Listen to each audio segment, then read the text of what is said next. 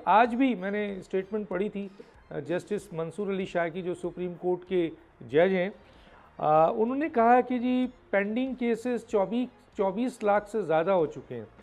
तो 24 लाख से ज़्यादा तमाम कोर्ट्स में जो है वो पेंडिंग केसेस हैं। ख़ुद सुप्रीम कोर्ट में 58,000 से ज़्यादा पेंडिंग केसेस हैं सर। और हमारी जो सुप्रीम कोर्ट है या आला अदालतें हैं, उनको मौका ही नहीं मिलता है सर कि इन केसेस को सुने। साल से ये पेंडिंग है और justice delayed is justice denied. क्या कहेंगे सर इसके ऊपर? देखिए जी, बात यह है डॉक्टर साहब, क्या कहते हैं, जो पेंडेंसी ऑफ केसेस हैं उसके वेरियस रीजंस हैं। कुछ वकला की तारीख लेते हैं, उसकी वजह से पेंडेंसी आ जाती है। कुछ जजेस जो हैं टाइम पर नहीं आते हैं, उसकी वजह से पेंडेंसी आ जाती है। कुछ जेल जो क्रिमिनल केसेस होते हैं, कस्टडी जेल से नहीं आती है, उसकी वजह से पेंडेंसी आ जाती है।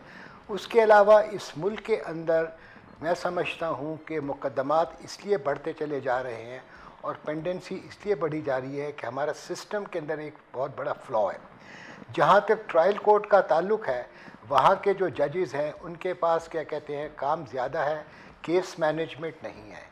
और केस मैनेजमेंट ना होने की वजह से ये सारे प्रॉब्लम्स अराइज होते हैं। जब तक कि आप केस मैनेजमेंट नहीं करेंगे और जो क्या कहते हैं सिविल प्रोसीजर कोड है और क्रिमिनल प्रोसीजर कोड है, इसके अंदर अमेंडमेंट्स नहीं लेकर आएंगे, जो अपील दर अपील के जो प्रोविजंस हैं उसको ख़त्म ना करेंगे, टेयर्स जो है अपील के टेयर्स को ख़त्म करना पड़ेगा ताकि ये मुकदमात जल्दी फैसला हो सके। जहाँ तक हाई कोर्ट का ताल्लुक़ है, हाई कोर्ट के अंदर with the passage of time जजेस की स्ट्रेंथ बढ़ा दी गई है, मगर जजेस की फुल स्ट्रेंथ अभी भी काम नहीं कर रहे। बेअंदाज़ा वैकेंसीज़ हैं, उन स्लॉट्स को अभी तक फुल नहीं किया गया। इसकी वजह से हाई कोर्ट जो है पूरा काम नहीं कर रहा।